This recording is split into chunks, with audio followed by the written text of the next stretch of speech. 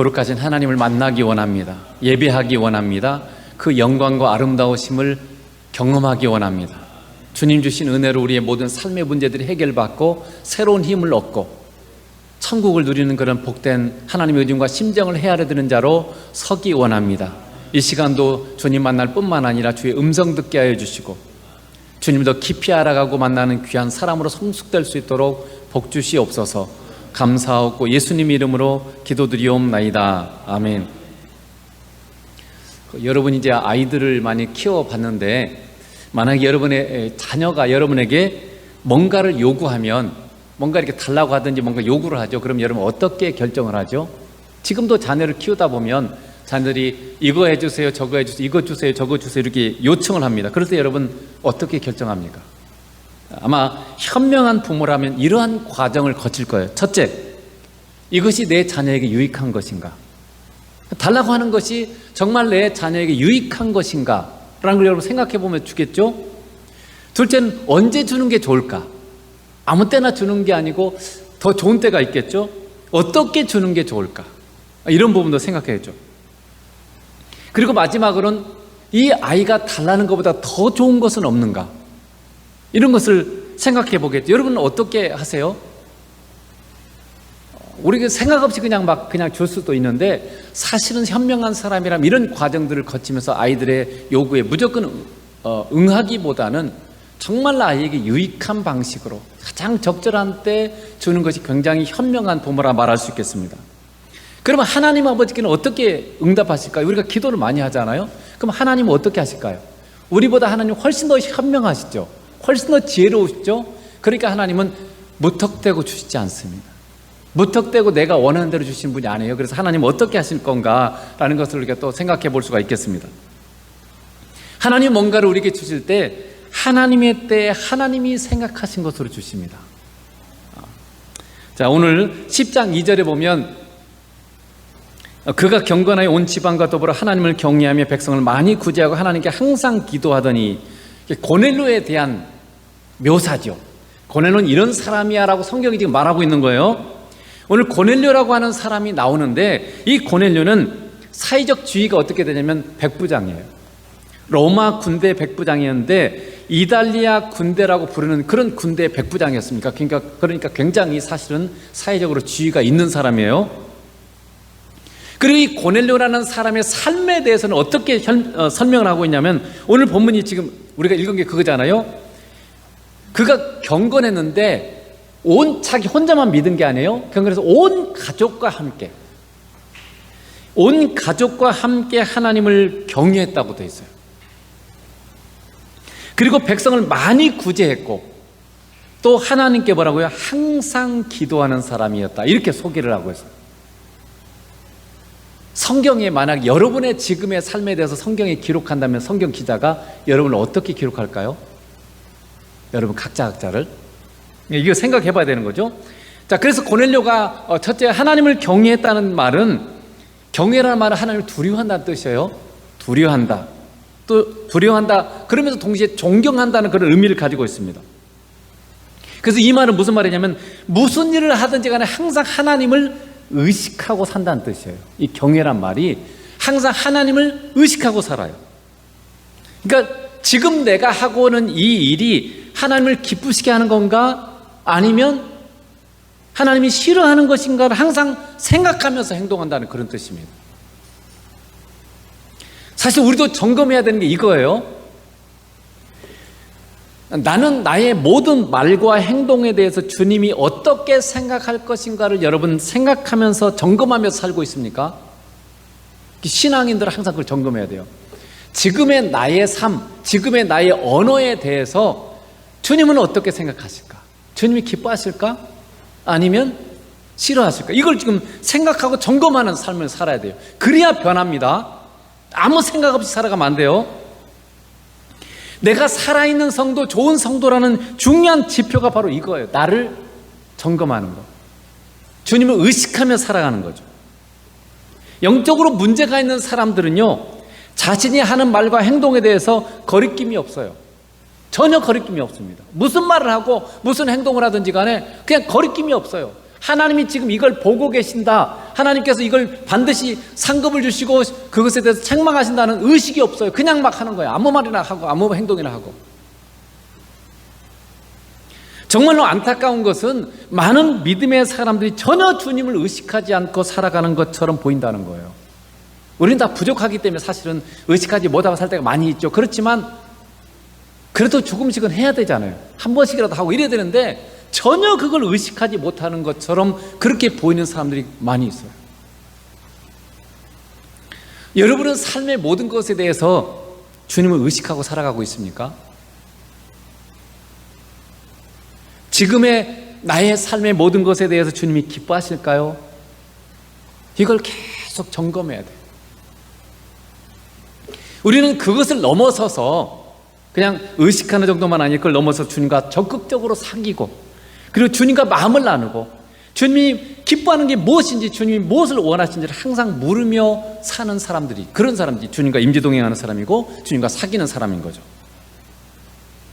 두 번째는 이 고넬료는 백성을 많이 구제했다고 되어 있어요. 자, 오늘 10장 4절에 보면 이렇게 되어 있죠. 고넬료가 주목해보고 두려워 이르되 주여 무슨 일이니까? 천사가 이르되 네 기도와 구제가 하나님 앞에 상달되어 기억하신 바 되었으니. 그러니까 고넬료의 구제가 하나님 앞에 상달됐다는 거예요. 그런 것을 볼 때 고넬료의 구제는 어땠어요? 굉장히 진실했습니다. 그리고 하나님을 기쁘게 하는 그런 구제의 삶을 살았다는 겁니다.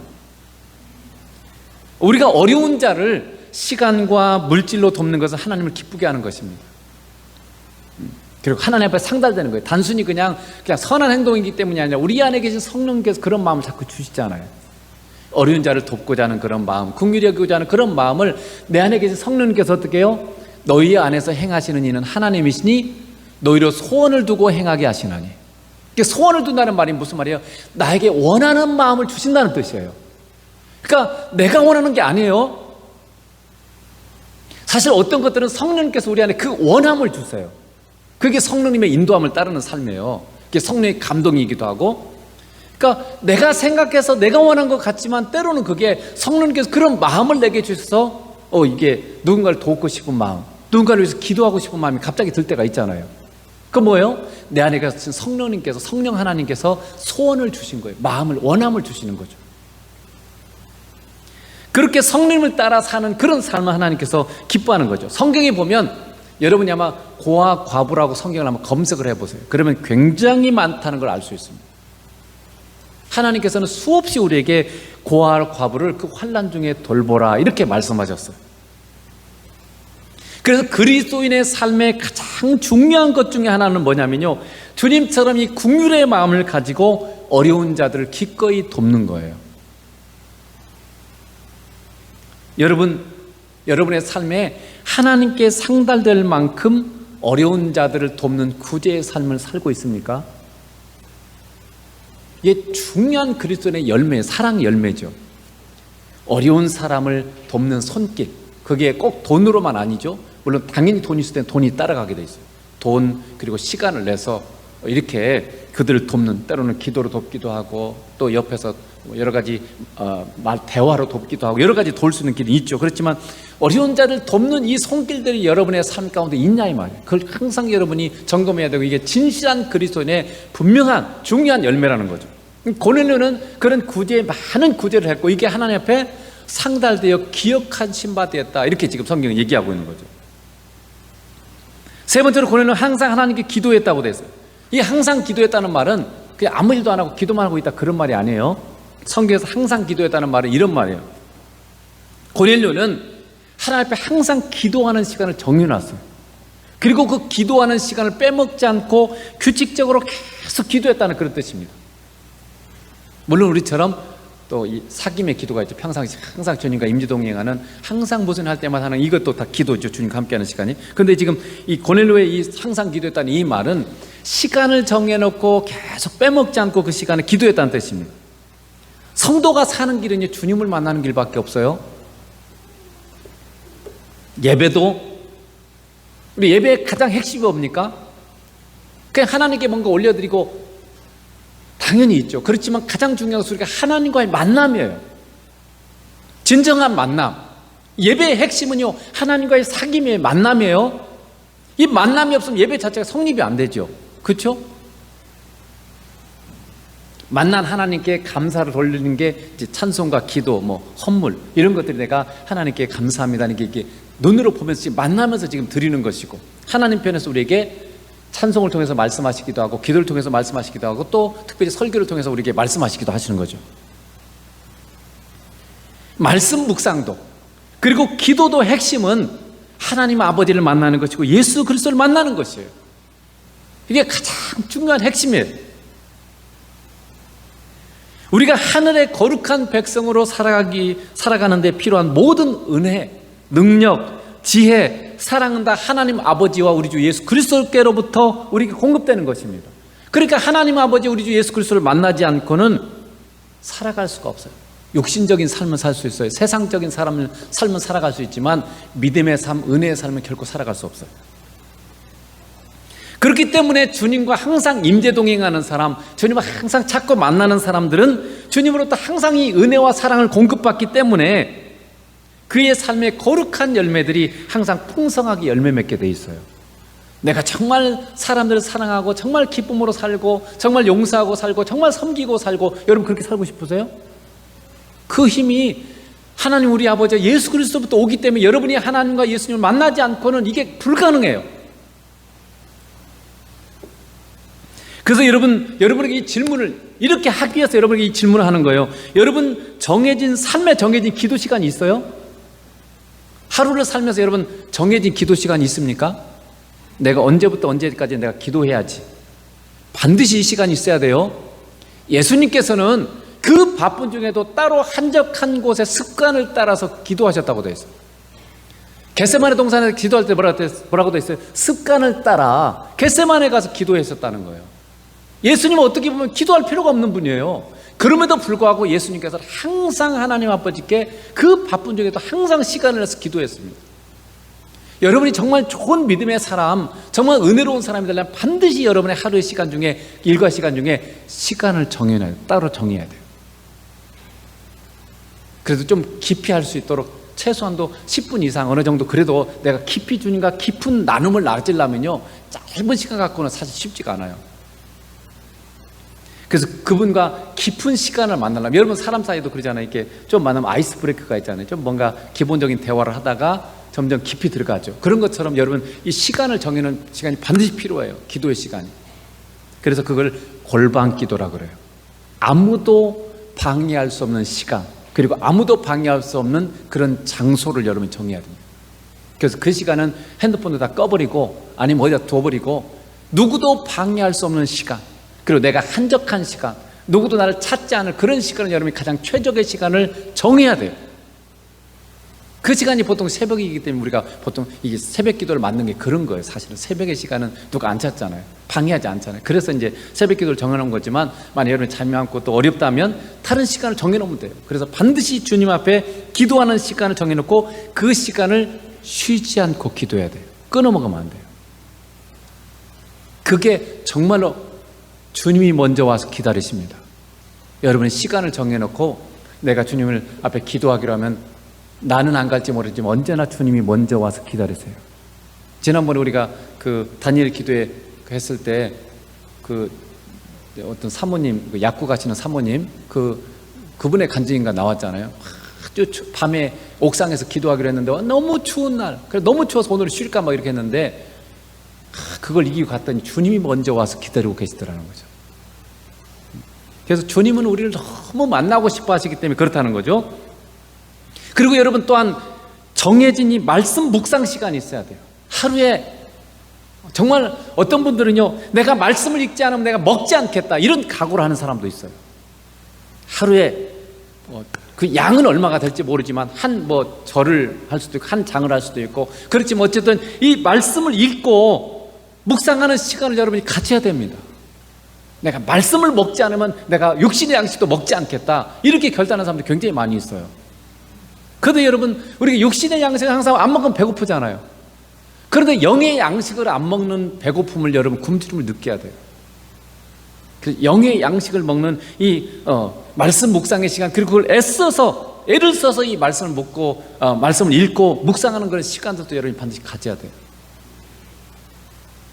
그리고 여러분, 주님을 만나는 중요한 자리가 또한 예배 자리죠. 이 예배의 자리를 여러분 놓치지 않고 있습니까? 뭔 일만 생기면 그냥 예배 빠져버리고 이러면 안 돼요. 주님보다 더 우선순위를 두는 것은 없습니다. 예수님께서 그런 말씀하셨죠. 나보다 처자를, 부모를 더 사랑하는 사람은 합당치 않다. 그러니까 예수님을 가장 사랑해야 돼. 그러니까 예수님을 가장 사랑하는 그분을 만나는데 다른 거 신경 쓰겠어요? 여러분이 좋아하는 사람, 사랑하는 사람 만나는데 다른 사람 만날 시간 있어요? 그 사람 만날 시간 있는데 다 거부하죠. 이 사람부터 만나야죠. 그래서 여러분, 우리의 지금 그리고 우리의 미래의 삶은요, 우리의 영적 선택의 결과물이에요. 내가 어떤 삶을 지금 누리고 있느냐, 그리고 앞으로 어떤 삶을 누릴 것이냐는 여러분이 지금 어떤 영적인 선택을 하느냐에 따라 달라지게 돼 있어요. 미래는 저절로 오는 게 아닙니다. 지금의 삶도 저절로 온 게 아니에요. 과거의 나의 삶의 영적인 선택, 내가 선택한 것들의 결과물이 지금 우리가 누리고 있는 거예요. 앞으로도 마찬가지입니다. 그래서 여러분의 삶이 더 좋은, 더 윤택하고 주님과 함께는 천국을 더 누리고 싶다면 여러분이 주님과 더 잘 지내기로 선택을 하고 결단하고 선택할수록 여러분의 삶은 더 흘러 넘치게 될 것이고, 그렇지 않고 여러분이 생각 없이 육신을 따라 세상을 따르면 여러분의 삶은 점점 더 주님으로부터 멀어지게 되고요, 점점점 메말라가게 되어 있어요.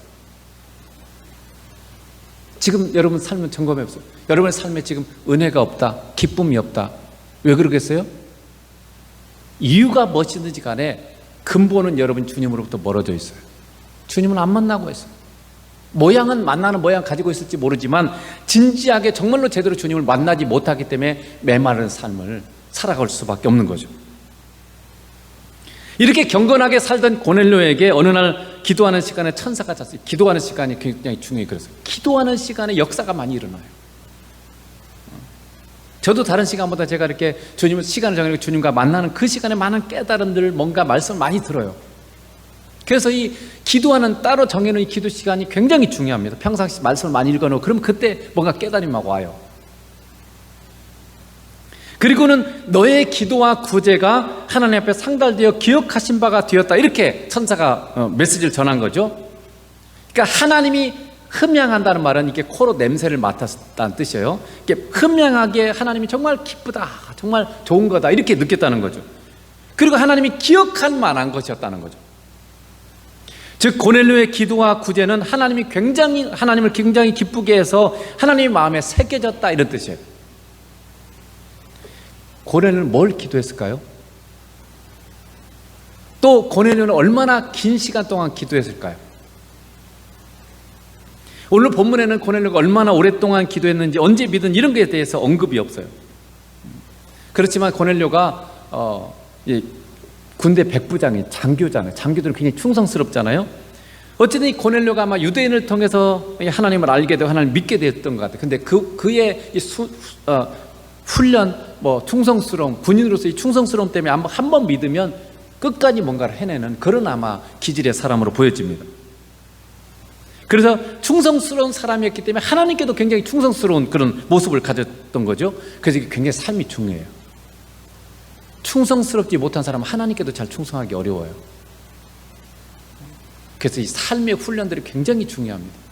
충성스러운 사람은 주님께만 잘 맞으면 굉장히 모든 면에 충성스럽기 쉬워요.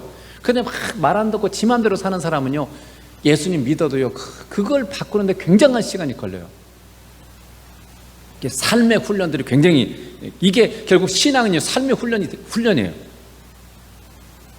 그래서 하나님의 말씀을 따라서 충성스럽게 살면서 충성스럽게 구제하고 충성스럽게 기도하고 이렇게 사는 거죠. 그래서 그 신실한 기도와 구제가 하나님 앞에 상달되고 하나님이 주목할 만한 것이 된 것입니다. 여러분, 우리의 기도는 언제 응답될까요? 고넬료에게 천사를 통해서 말씀하신 것처럼 하나님은 언제나 듣고 계시지만, 항상 듣고 계세요. 그렇지만 주목할 만큼 상달된 때가 있어요. 하나님께 하나님이 뭔가 받아들여서 뭔가 역사하실 그런 때가 있다는 거예요. 그 말씀을 다른 말로 하면 어떻게 보면요, 우리의 기도가 충분히 준비되고 그리고 우리가 기도에 응답받을 만큼 우리가 준비된 때를 말해요. 사실 우리가 기도를 해도 우리가 기도 응답받을 준비가 많이 안 돼 있어요. 그래서 내가 준비된 때, 그때를 말합니다. 하나님께 진지하게 구하고 응답이 하나님께로부터 오는 걸 우리가 알아야 돼요. 또 기도를 조금 하는 사람 잘 몰라. 이게 하나님으로부터 온 건지 우연히 온 것인지 잘 모르는 사람들이 많아요. 그래서 기도를 진지하게 오래 한 사람, 이게 딱 올 때, 이게 하나님부터 왔구나, 이게 알아차리는 거죠. 그걸 알아야 돼요.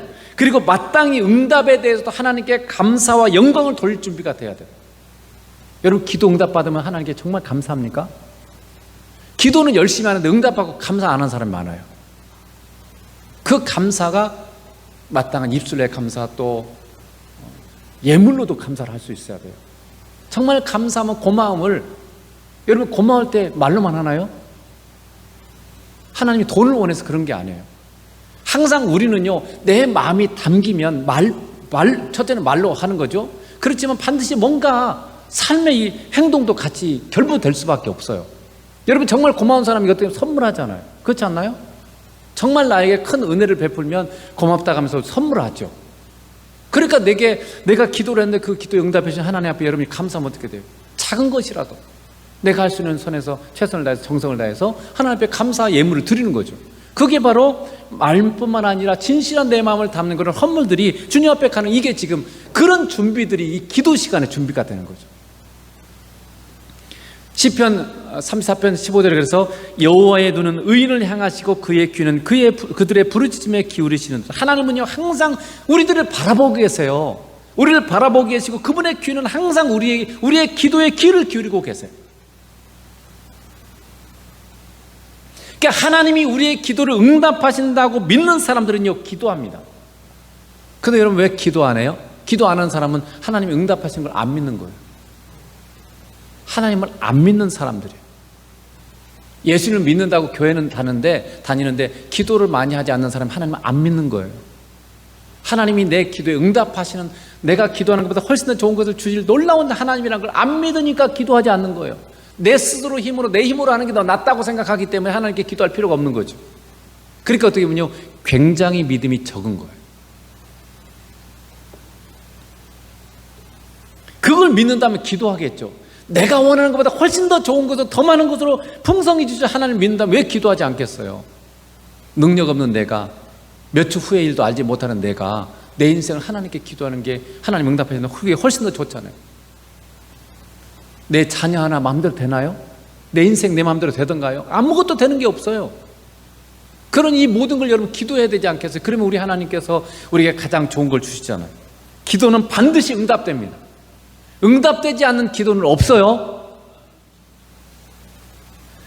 기도하면 반드시 응답돼요. 근데 몇 가지로 이 기도 응답이 내가 원하는 대로 그대로 되는 기도가 있고, 또 바꿔서 오는 기도도 있어요. 내가 기도한 것이 아니라 다른 것으로 주는 경우도 있고요.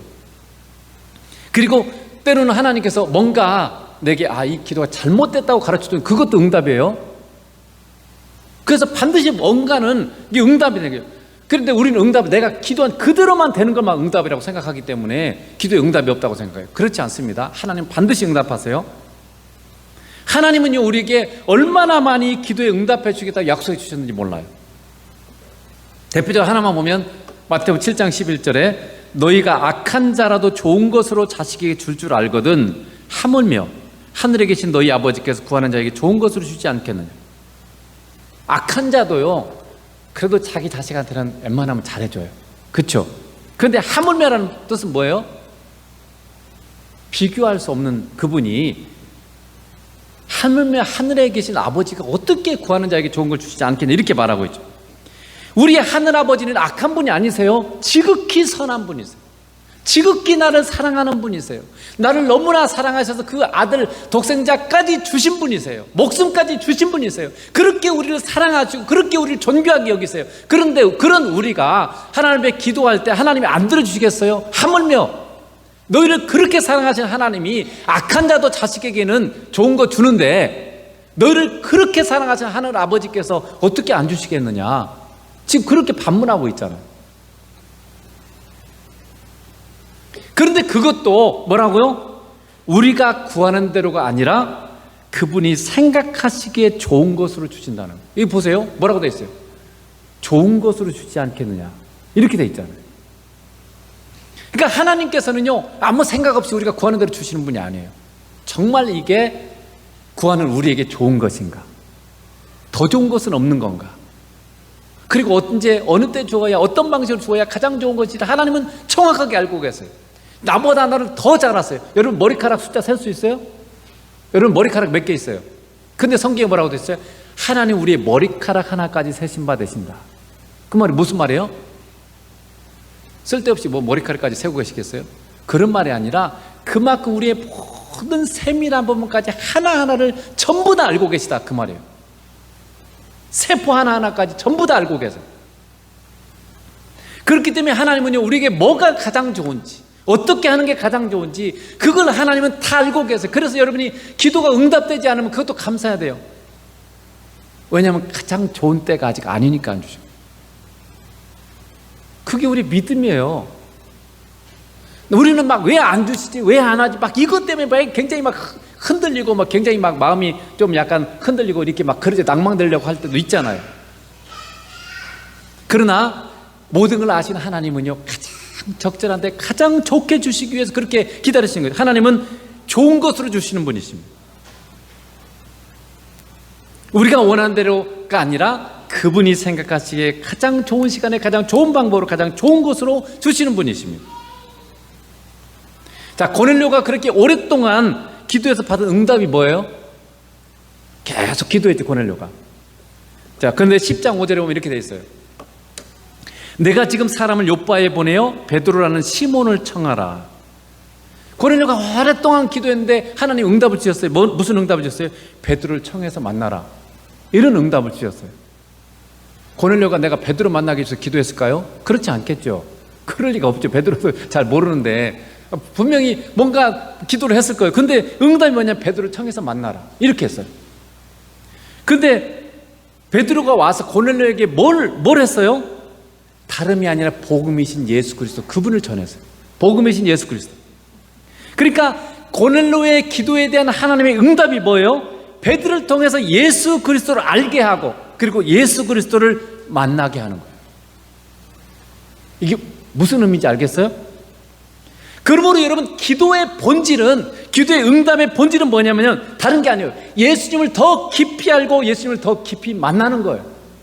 여러분은 생각하기에 기도는 내가 원하는 걸 받는 거야 라고 생각할지 몰라요. 그러나 하나님이 말하는 가장 좋은 것은 뭐냐면요, 예수님을 더 깊이 알고 예수님을 더 깊이 만날 수 있는 것, 그 길로 인도하는, 그게 가장 좋은 응답이라는 거예요.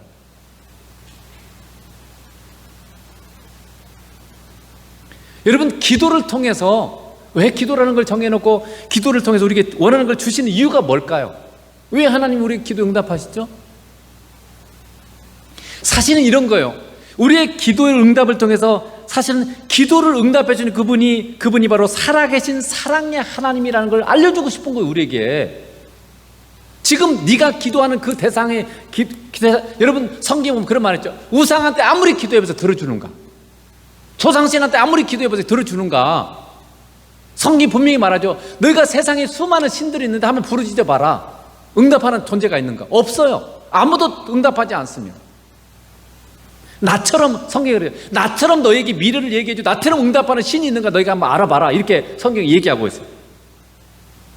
그래서 기도의 응답은 뭐냐면, 그 응답하시는 분이 살아계신 사랑의 하나님이라는 것을 알게 하셔서 우리가 더 그 좋으신 하나님을, 그리고 그 좋으신 예수를 더 자주 찾고 만나도록 하기 위해서 하나님께서 이 기도에 응답해 주시는 거예요. 하나님의 의중은 그거예요. 단순히 내가 원하는 걸 채워주는 것도 있죠. 우리에게 만족을 주는 것도 있지만 더 하나님이 원하는 것은요, 내가 이렇게 좋은 분이야, 내가 이렇게 신실한 분이야, 이렇게 살아있는 분이고 내가 너를 사랑하는 하나님이 이걸 내게 가르쳐 주셔서 더 많이 기도로 나를 하나님을 찾도록 하시기 위해서 이 기도에 응답해 주시는 거죠. 그래서 여러분, 기도의 과정도 예수님과의 만남이에요. 하나님 아버지와의 만남이고 예수님과 만남이고, 기도의 목표도요, 주님을 더 깊이 알고 주님을 더 깊이 만나고 사귀는 거예요. 아시겠어요? 기도의 핵심 본질, 하나님이 뭘 원하시는가를 우리가 알아야만 이걸 우리가 알아차리는 거죠. 근데 여러분, 신앙생활 하면서 많은 성도들 보면요, 기도 응답도 많이 받았어. 그럼에도 불구하고 신앙이 안 자란 사람들이 많아요. 기도를 많이 응답받는데 잘 자라지 못한 이유가 뭐겠어요? 기도에 대한 진정한 하나님의 의중을 모르는 거예요. 그냥 기도하고 응답받으면 그것도 끝. 내가 원하는 걸 얻었으니까 그걸로 끝. 이렇게 생각하는 거죠. 기도를 통해서 주님이 선하시고 사랑이 풍성하신 하나님이라는 것을 더 깊이 알고 주님을 더 깊이 만나는 사람으로 성장시키려는 것이 하나님이 기도에 응답을 주시는 목표예요. 그게 하나님의 의중이에요. 그래서 기도를 통해서 내가 주님을 더 깊이 만나게 되고 깊이 알게 되고 더 주님을 더 추구하는 사람으로 성장하는 것이 기도를 우리에게 주신 하나님의 의중이라는 계획이고 생각이라는 거예요. 그래서 기도할수록 주님이 더 좋아지고, 그렇죠? 기도할수록 응답을 받으면서 주님이 너무 좋으신 분이라는 걸 더 많이 깨달아야 돼요. 더 많이 경험해요. 그래서 더 많이 주님을 찾게 되고 더 많이 주님을 사랑하게 되고 더 주님께 많이 구하게 되고 더 주님과 더 많은 사귐과 그 만남을 갖게 되는 이런 사람으로 성장하는 게 하나님의 지금 마음인 거죠. 의중이래요.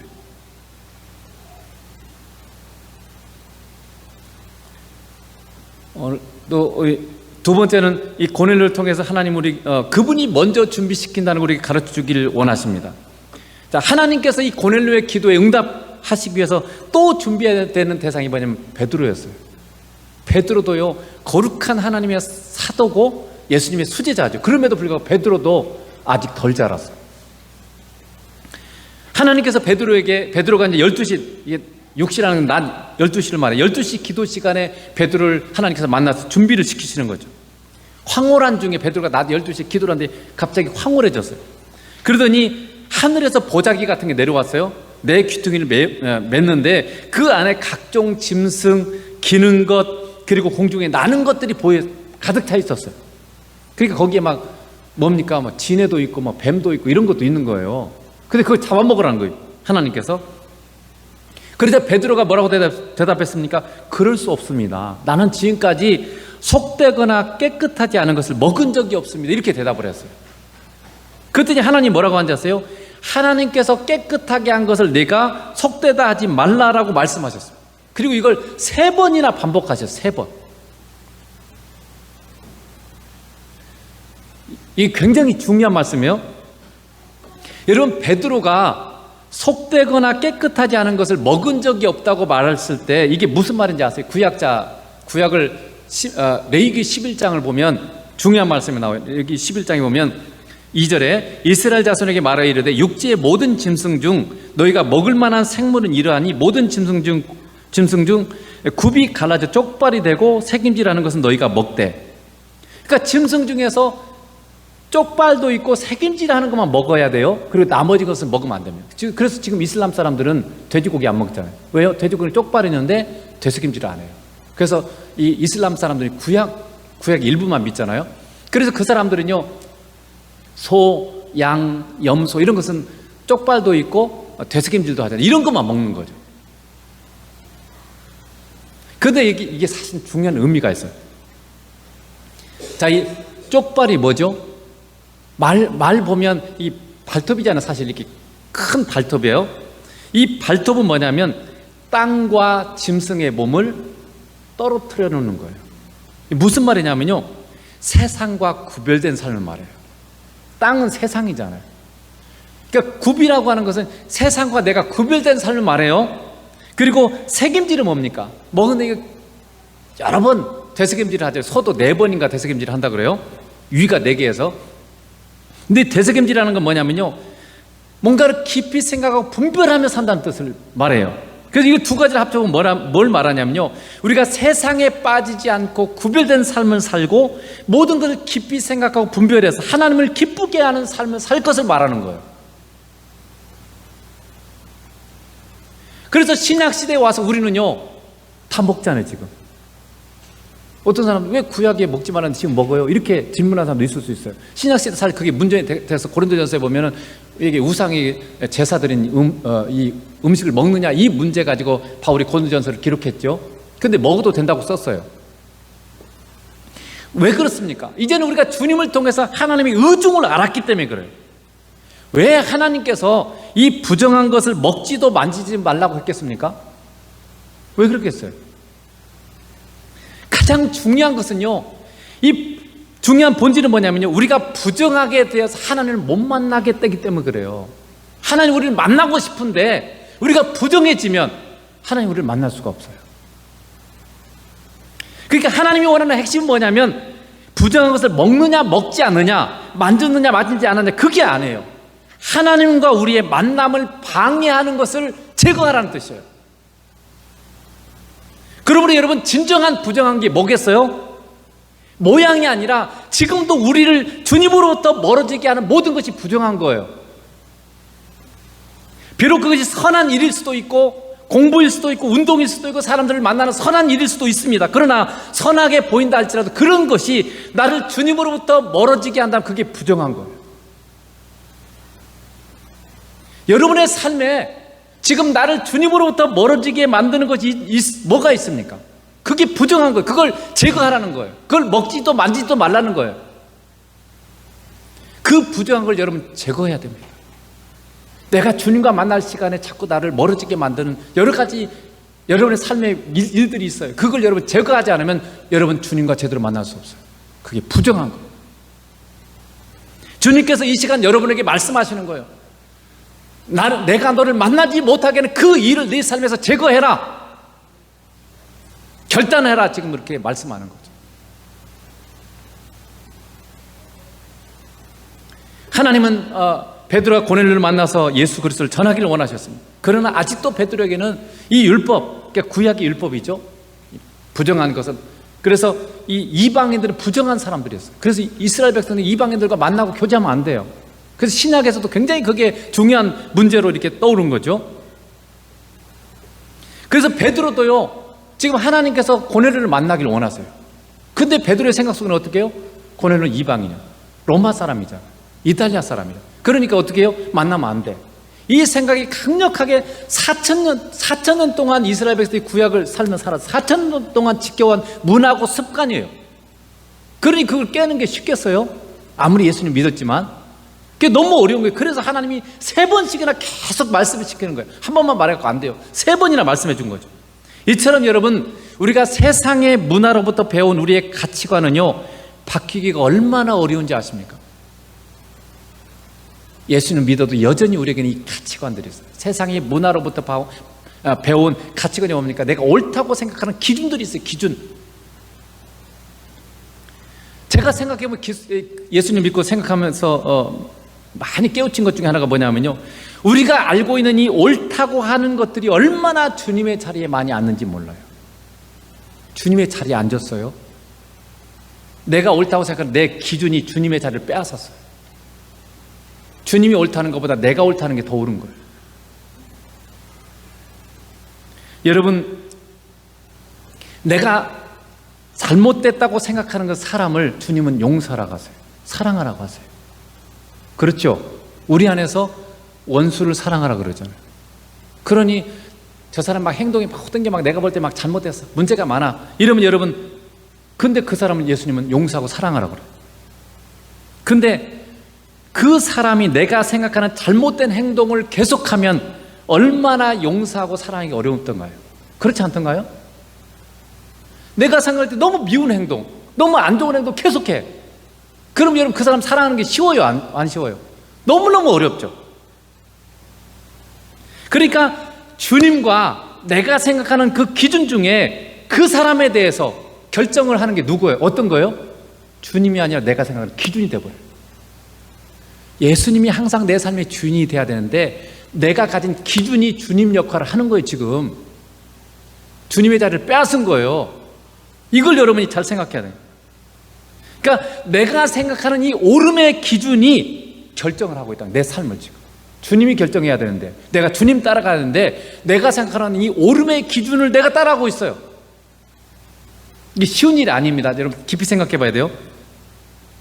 그래서 우리의 삶의 얼마나 많은 부분에서 우리의 가치관이 옳다고 생각하는 그 기준이 예수님의 자리를 차지하는지 몰라요. 기분 나쁘니까 안 해.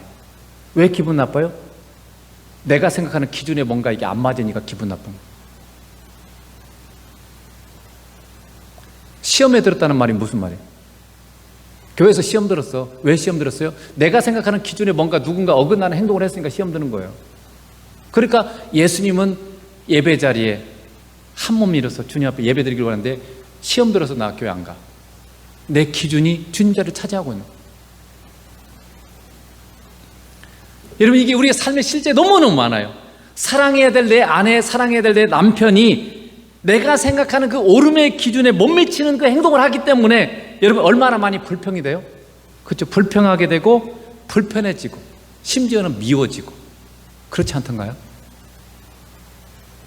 예수님은 우리를 남편과 아내 한 몸 삼아주셔서 서로 사랑하라 그러는데 내 기준에 못 미치니까 자꾸 그것 때문에 눈에 거슬려. 자꾸 말이, 불평하는 말이 나오고 심판의 말이 나오고 자꾸 이렇게 되죠. 그게 어찌 가족에게만 해당되겠어요? 우리의 모든 인간관계 속에도 언제나 주님의 자리에 이 가치관들이 항상 있어요. 앉아 있어요. 여러분과 다른 사람들의 관계를 불편하게 만드는 원인이 뭡니까? 항상 내 기준, 내 가치관에 누군가의 행동이 안 맞아. 그러니까 이게 불편한 거예요. 그 사람. 내 기준에 그 사람이 안 맞기 때문에 그래요. 주님이 그 사람을 어떻게 생각하는지 관심 없어요. 내 기준에 안 맞으면 그냥 싫은 거예요. 주님이 그 사람을 사랑하고 있는데 나는 내 기준 때문에 그 사람을 미워한다면 어떻게 우리가 주님을 따라간다고 말할 수 있겠습니까? 우리는 주님 따라가는 사람이잖아요. 그래서 10장, 사도행전 10장 15절 보세요. 또 두 번째 소리가 있을 때 하나님께서 깨끗하게 하신 것을 내가 속되다 하지 말라. 저는 이 말씀 이렇게 읽어지는 거예요. 주님이 사랑하는 자를 내가 사랑할 수 없는 자라 말하지 말라. 주님이 용서하실 자를 네가 용서할 수 없는 자라 말하지 말라. 우리는 오직 주님을 따라가는 자고요, 주님을 말과 삶으로 전하는 자. 주님이 우리 함께해서 주님의 삶의 열매를 맺어야 될 자입니다. 그래서 우리는 주님 따라가는 사람들, 어떤 것도, 어떤 문화, 습관, 어떤 좋은 것도 주님의 자리를 대신하게 해서는 안 됩니다. 기도하겠습니다.